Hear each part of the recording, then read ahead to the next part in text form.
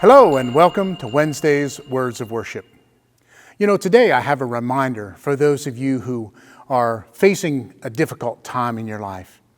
You know, my wife and I are currently engaged in a daily battle in our own home. And you may be battling against something. You may be battling for something. You may be feeling rejected, maybe inadequate, or feel that you're all alone. Whatever your struggle, I want you to remember what the Bible says about God.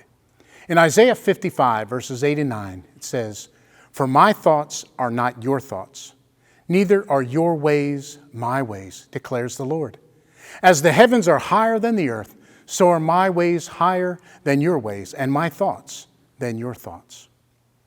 Our greatest struggles that we face may be the very thing that God uses for our biggest breakthroughs or victories. If you remember the story of Joseph, the worst thing that could have happened to him, he was betrayed by his own family. But by being sold into slavery was the very thing that God used to move him towards his high position of authority. The woman with the issue of bleeding, it caused her to lose all of her friends, all of her wealth. But it was the very thing that allowed her to experience God's divine healing. The death of Lazarus was the opportunity for Mary and Martha to witness the resurrection power of Jesus. And then Jesus' suffering and death on the cross and his resurrection was the very thing that proved to his disciples that Jesus was who he said he was, and the very thing that brings us victory over sin and death today.